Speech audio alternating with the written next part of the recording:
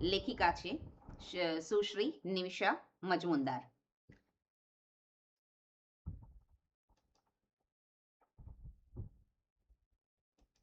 વાર્તા પહેલા લેખિકાશ્રીનો પરિચય જોઈ લઈએ. નિમિષા મજમુનદાર માઇક્રોબાયોલોજી જેવા વિષયમાં MSc થયેલ છે. તેઓ 5 વર્ષ પહેલા ટૂંકી વાર્તા લેખનમાં ઝંપલાવ્યું અને આજ સુધીમાં તેઓની વાર્તાઓ અભિયાન, અખંડ આનંદ, જનકલ્યાણ, મમતા, નવચેતન જેવા સ્થાપિત સામયિકોમાં તથા ગુજરાત સમાચાર ઉપરાંત આપણું આંગણું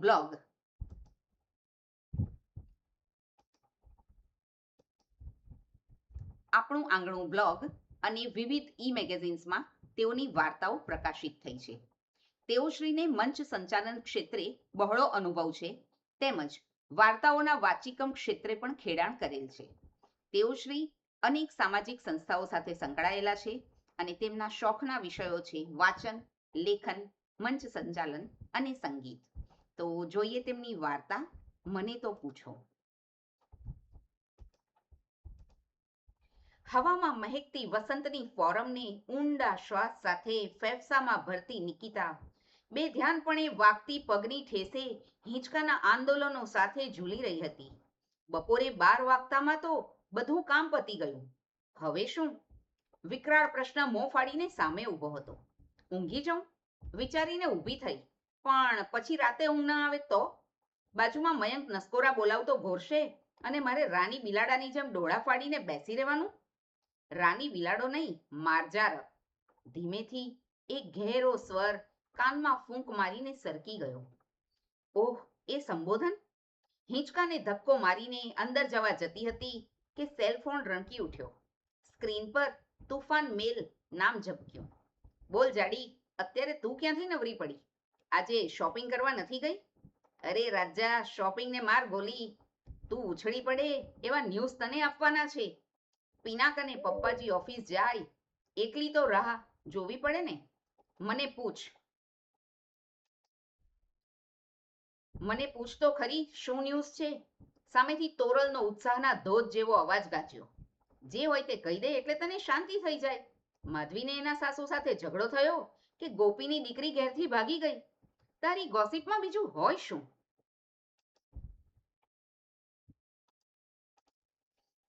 તું સાંભળ તો ખરી, કહેતા તોરલનો ઉછળતા ધોધ જેવો અવાજ એકદમ વહેતા ઝરણા જેવો શાંત બનીને કાનમાં ધીમેથી પ્રસર્યો. એ આવ્યો છે. એક ક્ષણ ભારેખમ ચૂપકી દી અને પછી સાવ કોરા અવાજમાં, કોણ? ફેંકાયું. તું સમજી જ ગઈ છે કોણ? નિકિતાના રિસ્પોન્સની રાહ જોયા વગર ફરી ઉછળી. નિકી, એ 4 વર્ષે આવ્યો. બહુ સક્સેસફુલ એન્ટરપ્રેન્યોર બનીને આવ્યો છે. ઇન્ડિયન ગવર્મેન્ટનો યંગ એચીવરનો પ્રેસ્ટિજિયસ એવોર્ડ જીત્યો છે. કાલે આપણી કોલેજમાં એનું ભવ્ય સન્માન થવાનું છે. આ તો એની પણ કોલેજ ને યંગ જનરેશન માટે એનું લેક્ચર રાખ્યું છે. How to become a successful entrepreneur. પપ્પાજીએ ગઈકાલે રાતે જ કહ્યું. પપ્પાજી તો કોલેજમાં ટ્રસ્ટી છે ને. આપણે સૌથી પહેલી રોમાં બેસીને સાંભળીશું. આપણે નહીં, તું સાંભળજે. મારે કાલે કામ છે. રહેવા દે હવે. મનનો ઘોડો તો ચારે પગે ઉછળી રહ્યો હશે. આ ડાપણ દોડવાની જરૂર નથી. તારા પ્રિય નિલય સરને સાંભળવા જોવા તલપાપડ હોઈશ. નખરા નહીં કરવાના. નિકીની રાડ ફાટી. હું 48 વર્ષની સુખી લગ્ન જીવન જીવતી એક કોલેજમાં ભણતા દીકરાની માં છું. એ મારો કોઈ પ્રિય બિય નથી, સમજી? એ બધી ખોખલી વાતો મારી પાસે નહીં કરવાની. તારો અડધો આત્મા મારામાં વસે છે, સમજી? મને ખબર છે કે તારો ગુસ્સો હજી ઉતર્યો નથી, પણ તારું કંઈ ચાલશે નહીં. Tomorrow be ready at 6 o'clock. I'll pick you up. અને પ્લીઝ દેવીજી, જરા વ્યવસ્થિત તૈયાર થઈને આવજો. આપણે પહેલીવાર કોમ્પ્યુટર ક્લાસમાં ગયા હતા ત્યારે જેમ મણીબેન થઈને આવી હતી એવી તો બિલકુલ નહીં. અને ફોન કટ થઈ ગયો.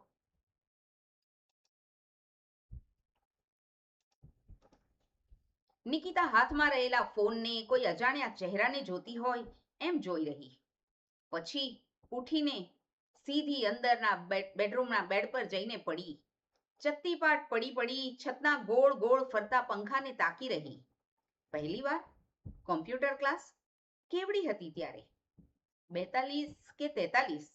મન તાળો મેળવવા લાગ્યું. અર્ણવ 12મું પાસ કરીને કોલેજમાં ગયો અને પોતે ભયાનક એકલતાથી પીડાવા લાગી હતી. મયંક તો સવારે 8 થી રાતે 8 ફેક્ટરીમાં હોય, આવી જમીને સૂઈ જાય અને રવિવારે એને ક્યાંય બહાર જવું ના હોય. એમએસસી થયેલી નિકિતા અર્ણવના આવ્યા પછી સ્વેચ્છાએ નોકરી છોડીને ઘરમાં બેસી ગઈ હતી. હવે એને નોકરી કોણ આપે? નોકરીની જરૂર પણ નહોતી. મયંક આમ સ્વભાવનો સારો હતો, પણ નિકીની લાગણીશીલતા અને એનો શુષ્ક સ્વભાવ કોઈ રીતે સંયોજાઈ શકતા નહોતા. નિકીનો પુસ્તક પ્રેમ એને વેવલા વેડા લાગતો, સંગીતનો શોખ એને સમયનો બગાડ લાગતો, અને સાથે બેસીને વાતો કરવાને બદલે એ સમયનો ઉપયોગ વધારે કમાણી કરવા માટે વાપરવાનું એનું ધ્યેય રહેતું. એક નદીના બે કિનારાને જોડી રાખતો અર્ણવ બહાર ગયો અને નિકીને નદીનો પટ પહોળો ને પહોળો થતો લાગતો હતો. એકલતાનો ભરડો એને પીસી રહ્યો હતો. ડિપ્રેશનના માર્યા એને રોજ સાંજે મયંક આવે એટલે બેફામ રુદનના એટેક આવવા લાગ્યા. મયંકે થાકીને નિકીને આમાંથી બહાર કાઢવાનું કામ એની જીગરજાન સખી તોરલને સોંપ્યું. બે કેજીથી કોલેજ સુધી સાથે જ ભણ્યા એટલે તોરલ નિકીની રગે રગ ઓળખે. તોરલની નોનસ્ટોપ વાતો, શોપિંગના તાઇફા, મૂવી, લેડીઝ ક્લબ એ બધા ઉપાયોથી થોડી રાહત થઈ, પણ નિકીનું ક્રિએટિવિટી માટેનું સતત ક્રેવિંગ, કંઈક નવું કરવા ઝંખતું મન આ બધામાં ઠરતું નહીં. એક દિવસ મયંક એક ફરફરિયું લઈને ઘેર આવ્યો. નિકી, મને કોઈકે આ આપ્યું. કોઈ નિલય કરીને એન્જિનિયર છે, તમારી જ કોલેજની એન્જિનિયરિંગ શાખામાંથી ભણેલો. થોડા વર્ષો બેંગ્લોર નોકરી કરી અને હવે મા બાપ ઘરડા થયા એટલે બધું છોડીને પાછો વડોદરા આવી ગયો.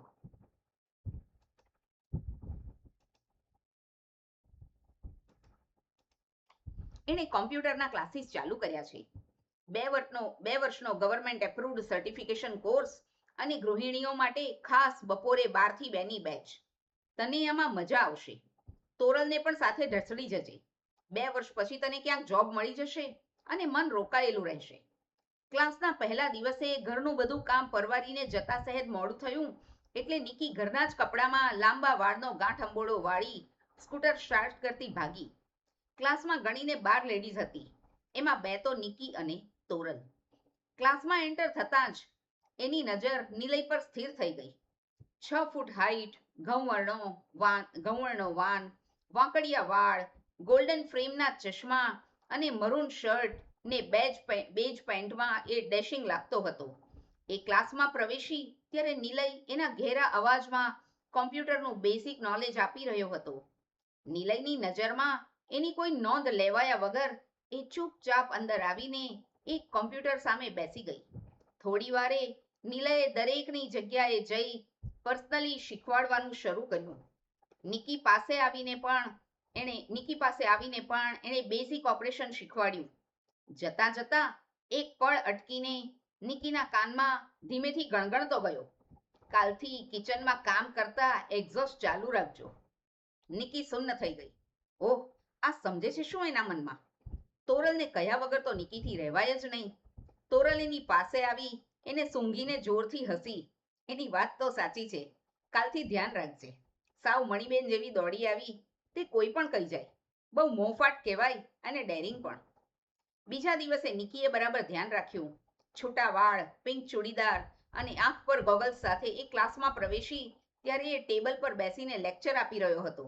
નિકીની એન્ટ્રીની એણે કોઈ નોંધ જ ના લીધી અને બોલવાનું ચાલુ રાખ્યું. થોડી વાર પછી જ્યારે નિકીની પાસે આવીને શીખવાડતો હતો ત્યારે પણ એકદમ શાંત હતો. ફક્ત જતા જતા એ જ રીતે બોલતો ગયો. આટલી સુંદર માર્જર જેવી આંખોને ગોગલ્સનું આવરણ? Not fair.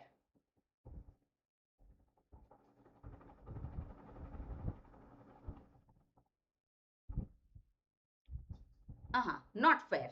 નિકી ઘા ખાઈ ગઈ. 5,000 ફી ન ભરી હોત તો ક્લાસમાં આવવાનું જ બંધ કરી દે. તોરલને કીધું તો એ ખડખડાટ હસી. માન ના માન, પણ એ તારા પર લટ્ટુ થઈ ગયો છે. નિકી ભડકી. શું ગમે તેમ બોલે છે? હું એક જુવાન દીકરાની માં છું અને એ મારાથી ક્યાંય નાનો હશે. હું એને ખખડાવીશ. આ બધું ન ચલાવી લેવાય. ભૂલમાં પણ એ ભૂલ ન કરતી. આમ તો તું એકલતાની મારી અડધી દોષિત થઈ ગઈ છે, રોમાન્સ તો તારા સપનાથી પણ દૂર રહે છે. તો આ ફ્લર્ટિંગ એન્જોય કર. એ તો ક્લાસમાં પણ કેવી કેવી કોમેન્ટ્સ કરતો હોય છે. આ એનો સ્વભાવ જ છે. અને તારે ક્યાં આગળ વધવું છે? એની કોમેન્ટ તને ફરી વ્યવસ્થિત રહેવાની થાય તો ને? ઈચ્છા તો થઈ ને? મારું માન, તારા ઠીંગરાઈ ગયેલા મનને ફરી સજીવન કર. ફરી કોલેજના ટાઈમની બિંદાસ નિકી બનીને થોડું વધારે જીવી લે. નિકીએ ચૂપચાપ સાંભળી લીધું. પછી તો એ નિલય સાથે સાવ ખપ પૂરતી વાત કરતી, સાવ અતડી રહેતી, પણ એને તો કોઈ અસર નહોતી. આમ તો એ નિકીની સામે જોતો પણ ન હોય, પણ પાસે આવે ત્યારે મીઠું મલકાતો કંઈક ને કંઈક કોમેન્ટ કરતો જાય. ઉપરથી પથ્થર જેવી જણાતી નિકી અંદરથી એ કોમેન્ટની આતુરતાથી રાહ જોતી થઈ ગઈ. આજે શું કહેશે? આવું બધાને કહેતો હશે કે ફક્ત? નિકીના ચહેરા પર રંગત આવી ગઈ. ડ્રેસિંગ સેન્સમાં ધરખમ બદલાવ આવી ગયો. ઘરમાં ગીત ગણગણતી કામ કરતી રહેતી અને રોજ 12 વાગવાની આતુરતાથી રાહ જોતી. તોરલ આ બધું જોતી અને પ્રિય સખીને ફરીથી જિંદગીમાં રસ લેતી જોઈ ખુશ થતી. એને મન આવા સાવ નિર્દોષ તોફાનનો વાંધો પણ શું હોય? 2 વર્ષ પૂરા થવામાં 2 મહિના બાકી હતા ને નિલયે ક્લાસમાં ડિક્લેર કર્યું, હું પરમેનન્ટ બેંગ્લોર શિફ્ટ થાઉં છું. તમે લોકો ચિંતા ન કરશો. તમારા માટે એક ગોલ્ડ મેડલિસ્ટ લેડી શોધી કાઢ્યા છે. તમારી એક્ઝામ સુધી એ જ તમને મદદ કરશે. એમ તો હું પણ હજુ થોડા દિવસ છું. ક્લાસ છૂટ્યા પછી તોરલ વાત કરવાનો પ્રયત્ન કરતી રહી, પણ નિકી મારે ઘરમાં ખૂબ કામ છે કહીને સ્કૂટર સ્ટાર્ટ કરીને ત્યાંથી ભાગી છૂટી. ઘેર જઈને કામમાં જીવ ચોંટતો જ ન હતો. એને સમજ નહોતી પડતી કે આ સમાચારથી પોતાને આનંદ થયો, દુઃખ, રાહત થઈ કે ઉચાટ. સાંજે મયંકે ફરિયાદ પણ કરી, આજે રસોઈ કેમ સાવ બેસ્વાદ લાગે છે? રાતે ચિત્ર વિચિત્ર સપનાઓએ એની ઊંઘ વેરણ કરી મૂકી. બીજા દિવસે ક્લાસના પગથિયા ચડતા બેધ્યાન નિકી લથડી. એનો પગ મચકોડાઈ ગયો. એ પગથિયામાં જ બેસી પડી. અસહ્ય દુખાવાના માર્યા આંખમાંથી બોર બોર જેવડા આંસુ વહી રહ્યા હતા. તોરલ દોડીને નિલયને બોલાવી લાવી. એક અક્ષર પણ બોલ્યા વગર એણે નિકીને હળવેથી ઊંચકી લીધી. તોરલને સાથે લઈ કારમાં બેસાડી ડોક્ટર પાસે લઈ ગયો. ડોક્ટરે એક્સરે લઈ ફ્રેક્ચર નથી એવું નિદાન કરી પાટો બાંધીને પેઇનકિલર આપી દીધી. કારમાં નિકીને ઘેર મૂકવા આવતા એક પણ અક્ષર બોલ્યો નહીં. તોરલની મદદથી નિકીને અંદર મૂકીને જતા જતા બોલ્યો, ટાઈમ પર મેડિસિન લઈ લેજો અને બરાબર આરામ થાય પછી જ ક્લાસમાં આવજો. એક્ઝામની હજુ 2 મહિનાની વાર છે. જતા જતા પાછો વળીને, અને હા, હવે હાઈ હીલ્સ બિલકુલ નહીં, સમજ્યા?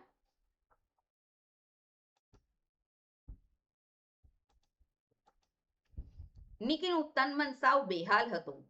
તોરલ બારણા સુધી મૂકવા ગઈ અને thank you very much sir કહી ખૂબ આભાર માન્યો. પાછી આવીને તૂટી પડી. તું સાવ આવી મેનરલેસ ક્યારથી થઈ ગઈ? એને થેન્ક યુ પણ ના કીધું? Very bad Niki. મને યાદ જ ન આવ્યું. ખૂબ પેઇન થાય છે. મારી દશા કેવી છે તને શું ખ્યાલ આવે? મને બરાબર ખબર છે. એટલું કહ્યું હોત તો એ તને ખાઈ જ ન જાત. એ તો હવે જતો રહેશે. કોણ તારા માટે આટલું કરવા નવરું છે? હા, થોડો તોફાની સ્વભાવનો છે, પણ કેટલો લાગણીવાળો છે. અને તું સાવ નગરોળ અને કોરી. હા, હું કોરી છું. મારે એને કોઈ મિસઅન્ડરસ્ટેન્ડિંગમાં રાખવો નથી, સમજી? હજુ તો થોડા દિવસ છે ને. એનો જે ખર્ચો થયો હોય તે આપી દઈશું અને થેન્ક યુ કહી દઈશું. બસ, હવે છાલ છોડ.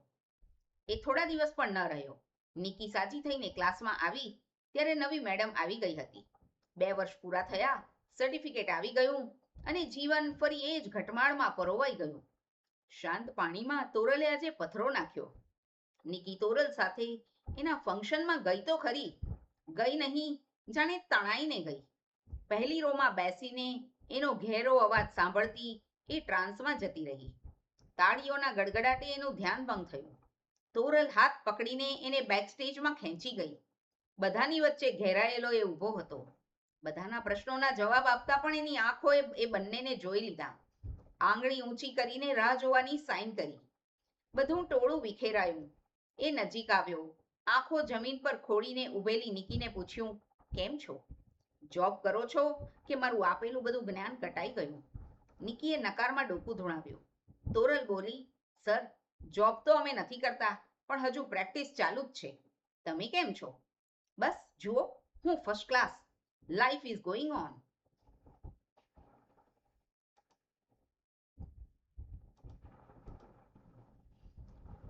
Going on? તમે તો રોકેટની સ્પીડે પ્રગતિ કરી. અમને ખૂબ પ્રાઉડ ફીલ થાય છે સર. Thank you. એક વાત ક્યારેય ન સમજાય. તમે અહીં પરમિનન્ટ સેટલ થવા આવ્યા હતા ને, તો અચાનક જ કેમ જતા રહ્યા? તે પણ આટલો જલ્દી નિર્ણય લઈને? બેંગ્લોરમાં તો તમારી પ્રગતિ જ થઈ, પણ પછી તો અહીં આવ્યા જ કેમ હતા? આવ્યો હતો કાયમ રહેવા માટે, પણ મજબૂરીમાં વડોદરા છોડવું પડ્યું. કારણ જાણવા માંગો છો? કારણ આ તમારી ફ્રેન્ડ છે. નિકીના અંતરમાં ભેદી વિસ્ફોટ થયો. કારણ હું? કેવી રીતે? મેં શું કર્યું? એણે એની આંખમાં આંખ નાખીને જોયું. ના, ત્યાં કોઈ તોફાન નહોતું. તટસ્થતા અને કાતિલ ઠંડક હતી. મારો સ્વભાવ તોફાની છે. મને ક્લાસના પહેલા જ દિવસે આ ગમી ગયા. એમાં ચોંકવાની બિલકુલ જરૂર નથી. પરણેલા માણસોને કોઈ બીજું ગમી જ ન શકે એવો કાયદો તો નથી ને. હું સાવ કેરેક્ટરલેસ માણસ નથી, એ તો તમને પણ ખબર છે.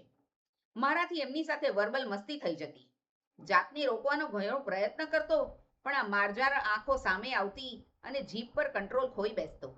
આમને મારા તોફાનો સખત ઇરિટેટ કરતા, એ પણ મને ખબર છે, પણ આઈ વોઝ હેલ્પલેસ. એમની પરિસ્થિતિ પણ સમજી શકતો હતો. આ કંઈ પશ્ચિમની ધરતી નથી. એક સીધી સાદી પરિણિત ભારતીય સ્ત્રી માટે આ સાવ નો સિચ્યુએશન હતી.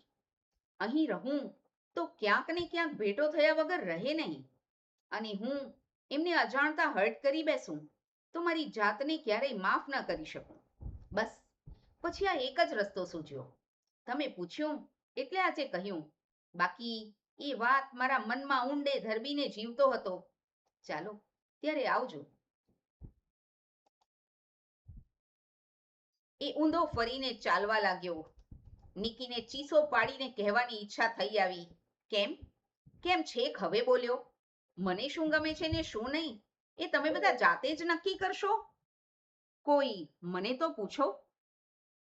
તો આ હતી લેખિકા શ્રી નિમિષા મજમુનદારની વાર્તા મને તો પૂછો. કેવી લાગી એના હવે મંતવ્ય લઈએ, અને ફેસબુક મિત્રો આપ કમેન્ટમાં આપનું મંતવ્ય લખી શકો છો. Thank you.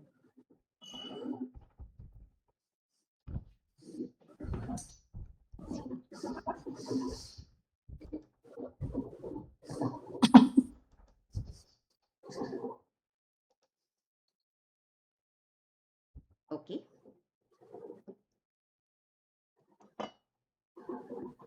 ઉર્મિલાજી. હાજી બોલો. જી, આપનું મંતવ્ય આપશો. હાજી સરસ વાર્તા હતી. એમાં એ દેખાડે છે કે સ્ત્રીને જાણે બધા ટેકન ફોર ગ્રાન્ટેડ કરતા હોય છે, અને આના માટે પેલીને એના માટે કઈ લાગણી નહીં હતી, પણ તો પણ એ થોડી મૂંઝાયેલી રહેતી હતી. અને અંતે એને એમ જ થાય છે કે આ બધા શું મને સમજી બેઠા છે, અને બહુ સરસ રીતે વિસ્ફોટ કરે છે કે મને તો પૂછો, પણ એમને મારા માટે બધું ધારી ના લો. અને સરસ રીતે લખી હતી આખી વાર્તા. એમની લખવાની જે શૈલી હતી ને એ ઇન્ટરેસ્ટિંગ હતી, સાંભળવાની મજા આવે એવી હતી. સાચી વાત, સાચી વાત. ખૂબ ખૂબ આભાર. હાજી. હા, એટલે એનામાં પરિવર્તન આવે છે. નાની નાની વસ્તુ કે એક્ઝોસ્ટ ચાલુ કરજો એટલે પેલી વાસ આવી, એ બધી જે નાની વસ્તુઓ જે આલેખી છે ને એ ખૂબ મહત્વની થઈ જાય છે વાર્તામાં, કે એના લીધે એ સરસ રીતે તૈયાર થાય છે. અને એક પેલી જે છે સર, એનું પણ આકર્ષણ નિકી માટે, એટલે એ વડોદરા છોડીને ચાલ્યો જાય છે. એટલે એ રીતનો અંત બહુ સરસ લીધો. અને છેલ્લું વાક્ય તો આખી વાર્તાને ઉંચકી લે છે કે મને તો પૂછો એમ. એ માં છે એક દીકરાની, અને આ ઉંમરે આવું ન શોભે. એનો પતિ એને જે રસ છે ક્રિએટિવિટીનો, એના પર એનો પતિ એકદમ ઉદાસીન છે. એટલે એ કશુંક ઈચ્છે છે. એટલે એ જાતનું એને પણ આપણે કહીએ ને કે ઉદ્દીપક, એક ઉદ્દીપક જીવનમાં મળ્યું. અને આ સર પછી એને આકર્ષણ, એટલે એ પણ પાત્ર સારું બતાવ્યું છે. એ બે વચ્ચે કશું પણ કઈ નેગેટિવ નથી બતાવ્યું, એ વાર્તાનું જૂનું પામ્યું છે, એટલે સારી વાર્તા છે, ગમી મને. આમાં એક વસ્તુ મને યાદ આવી કે અમે લોકો હું 1993 થી જોબ કરું છું, ઘરથી દૂર અલગ અલગ જગ્યાએ મેં કામ કર્યું છે. તો ઘણીવાર આવી રીતે પુરુષ સહકર્મચારી કે સ્ત્રી સહકર્મચારી કોઈકનો નેચર એટલો બધો જોલી હોય કે એ જે બોલે છે ને એની પાછળ એનો કોઈ દ્વિઅર્થી ભાવ નથી હોતો, પણ એક મોટિવેશનલ જેવું લાગે આપણને કે આપણે જઈએ ને જો એ કંઈક બોલે ને તો એને બીજા 4 જણને કામ કરવાની મજા આવે, એટલે મીન્સ કામ પ્રત્યે વધારે જાગૃત થાય. તો આવી કમેન્ટ્સ જે હોય છે એ એક પોઝિટિવ ફ્લર્ટિંગ તરીકે લઈ શકાય કે એમાં એનો કોઈ ખોટો ઉદ્દેશ નથી હોતો, પણ એક ઓફિસનું વાતાવરણ ગંભીર નહીં પણ થોડું હસતું રમતું રહે અને બધાને કામ કરવાનું ગમે અને આપણને ત્યાં જ જવાનું ગમે જ્યાં થોડી મજા આવતી હોય. ભલે આપણે પૈસા કમાવા જતા હોઈએ, આપણા ઘર માટે જતા હોઈએ, પણ એક થોડુંક કે ત્યાં જઈને સવારથી જ બોસ પેલો માથા પર હાવી થઈ જતો હોય તો કોઈને મજા ના આવે. એને બદલે અંદર ને અંદર આવી રીતે જરાક રમતો હસી મજાક ચાલતી હોય ને તો એક વાતાવરણ હળવું થઈ જાય. અને સ્ત્રીને તો ફક્ત અમસ્તું બી કોઈ કહે ને કે આજે તારી સાડી બહુ સરસ છે, કે આજે ઇયરિંગ બહુ સરસ પહેર્યા છે, તો પણ એ બૂસ્ટ મળે છે.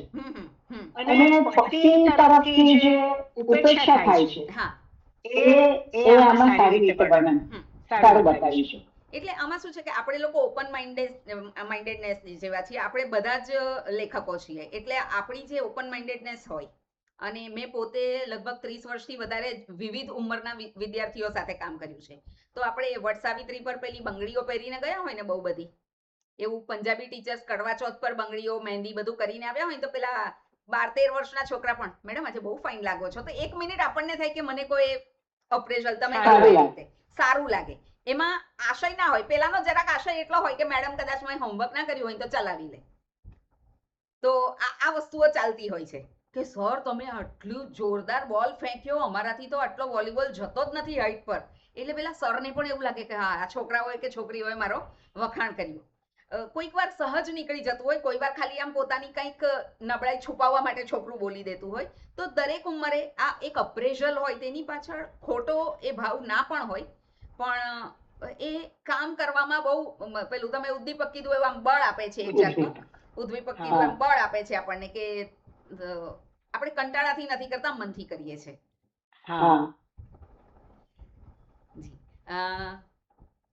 જયશ્રી બા ઓન કરશો?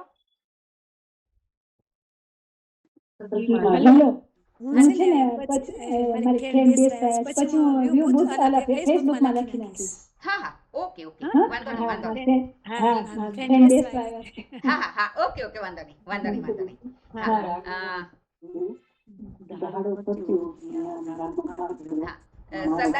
સરદાર Khan sir please.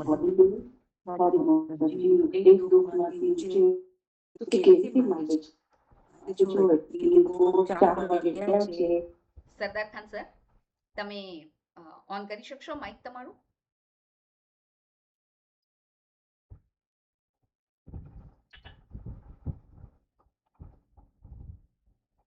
Sir Mike on કરાવે ત્યાં સુધી આપણે Ritambaraji please switch on your Mike.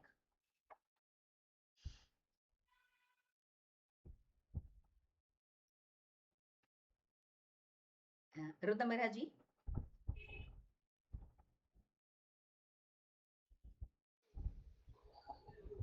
હા, તમે કરી શકો તો વિડીયો પણ ઓન કરશો. નમસ્કાર.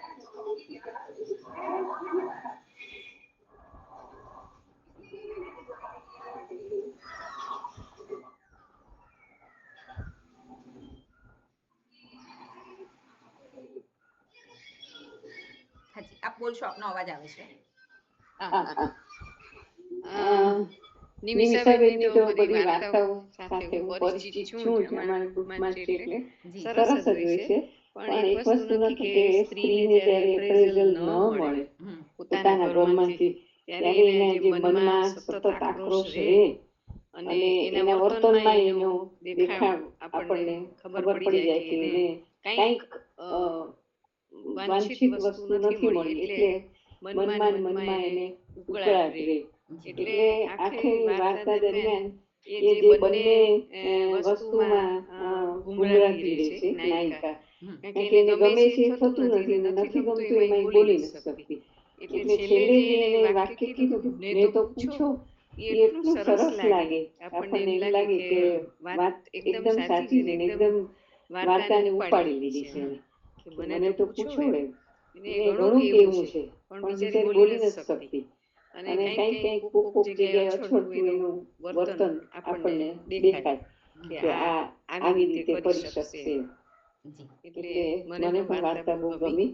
એનું ખાસ કરીને જે એનું મનોમંથન થોડી થોડી વાર એને મનમાં એમ થાય કે આનું શું, આમ કેમ, એ બધું સાંભળવું વાંચવું આપણને ગમે. કે દરેક સ્ત્રી આવી અવસ્થામાંથી કોક કોક વાર પસાર થઈ જાય. કોક વાર સામાન્ય માણસનો એવો ઈરાદો પણ ન હોય, પણ છતાં એને એવું જ લાગે કે આનો આવો જ ઈરાદો હશે. એટલે સરસ રીતે નિમિષાબેને રજૂ કર્યું છે. મને ગમી વાર્તા.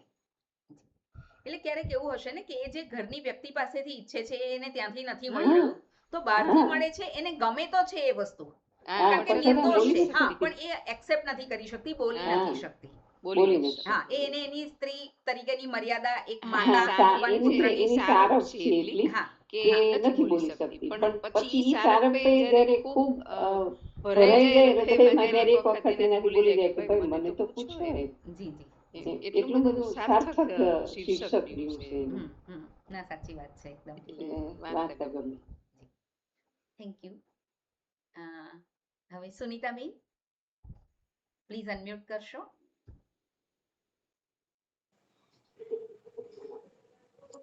જય શ્રી કૃષ્ણ. મસ્ત વાર્તા હતી. એક સ્ત્રીની મનોવ્યથા જે એના કોઈને કહી શકે ના સહી શકે એ વર્ણવવાનો પ્રયાસ કરે છે. જ્યારે ઘરમાંથી ઉપેક્ષા થાય ત્યારે એ સ્ત્રીને કોઈ બીજાએ કીધેલું થોડું પણ ગમતું હોય છે અને તે પોતે પણ ખુશ થતી હોય છે, છતાં પણ એ ખુશી એ જાહેર પણ નથી કરી શકતી.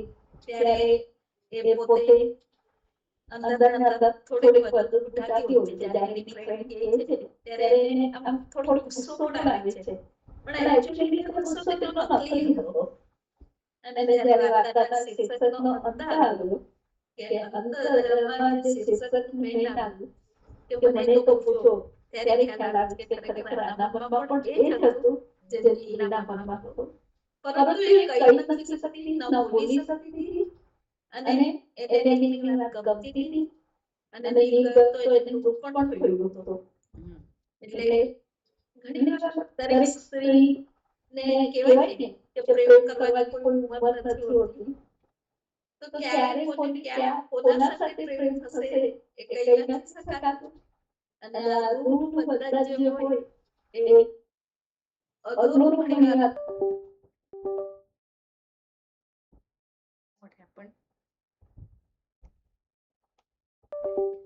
ઘણી સુંદર રીતે વાર્તા વર્ણવાય છે.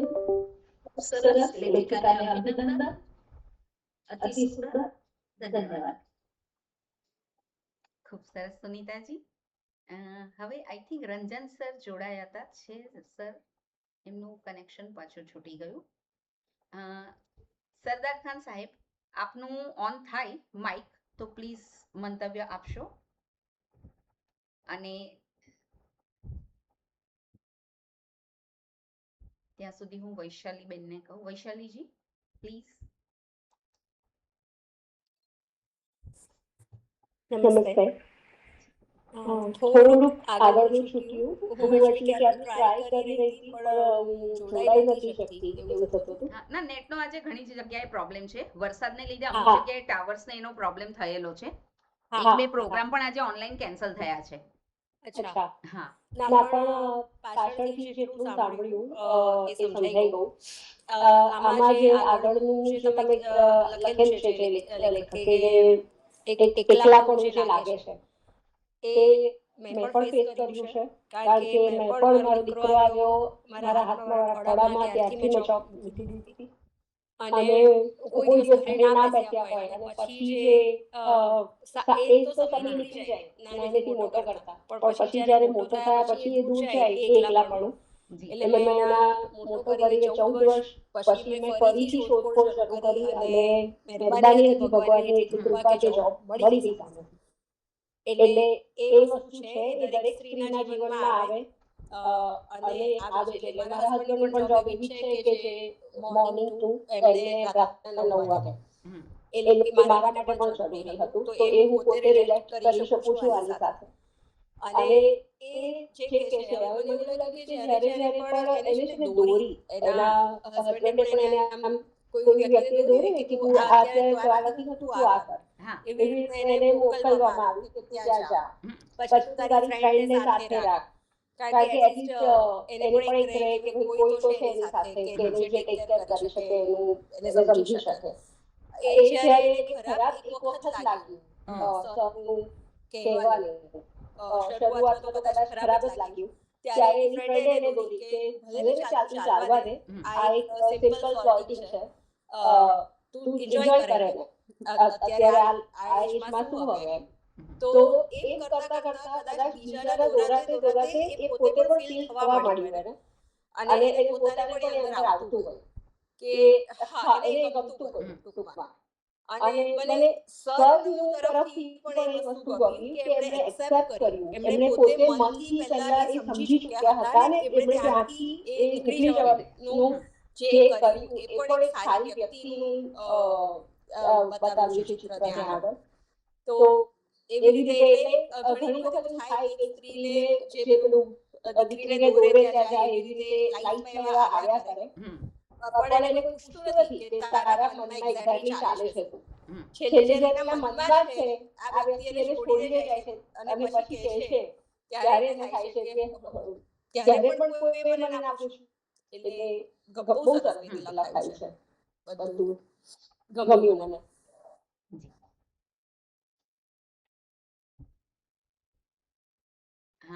મારે શરૂઆતમાં અવાજ જતો બરોબર આખી પૂરી વાત સાંભળી શક્યો નથી, એટલે હું કઈ આમાં કઈ અભિપ્રાય ના આપી શકું. ઓકે સર, મારે જતો રહ્યો અવાજ હતી. અચ્છા ઓકે. હા, આજે ઘણી બધી જગ્યાએ નેટની પ્રોબ્લેમ છે જ.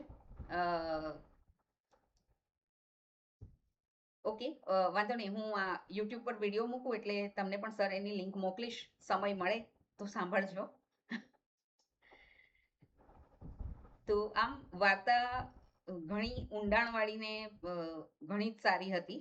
મેં પહેલી જ વખત વાંચીને એટલે આદત પ્રમાણે મેં નિમિષાબેન પાસેથી માંગી કે મને તમારી આ વાર્તા આપો. એમની બીજી પણ પેલી એક હાસ્ય કથા જેવી વાર્તા, ઋતંબરાજીને તો ખબર હશે પણ એ હવે કનેક્શન છૂટી ગયું છે, દાળ તો દઈ દીધી. એ હાસ્ય કથા છે પણ એવી મજાની છે કે આપણને પોતાને જાણે બાળપણમાં અને ભૂતકાળમાં પાછી દોરી જાય. તો વાર્તા ખરેખર સારી હતી. અને સુષ્માજી, ઉર્મિલાજી, આપણા આવા પણ બીજા કોઈ લેખિકાઓ હોય કે લેખકો હોય તો મને જરાક નામ કહેજો, તો આપણે એમની પાસેથી વાર્તા લઈ આવીશું, એમને પૂછીશું. ઓકે, ચોક્કસ. હા, નોર્મલી જ્યાં વાંચું છું ને ત્યાંથી લેતી જઉં છું આવી રીતે પૂછીને, પણ તમારા લોકોના પણ ધ્યાનમાં કોઈક હોય તો ચોક્કસ મને જણાવજો. જી ઓકે, તો મળીએ ફરી. આવતા ગુરુવારે કદાચ નહીં થાય, આવતા શનિવારે જ કરવું પડશે કારણ કે અમારે ગુરુવારે કન્ટિન્યુઅસ બેચીસ છે, પછી આપણો પાછો ગુરુવાર સ્ટાર્ટ થઈ જશે. એટલે મારે છે ને રજા પાડવી નહોતી, એક તો પડી ગયા ગુરુવારની, એટલે મારે કરવી નહોતી, એટલે આ વખતે શનિવાર એડજસ્ટ કરી લીધો આપણે. છતાં જોઈશું આગળ શું થાય છે. હું તમને લોકોને ગ્રુપમાં મૂકતી જઈશ અને કોઈ સજેશન હોય ડેઝનું તો પણ મને કહેજો. ઓકે, ચલો મળીએ. આવજો બધા. આવજો. આવજો.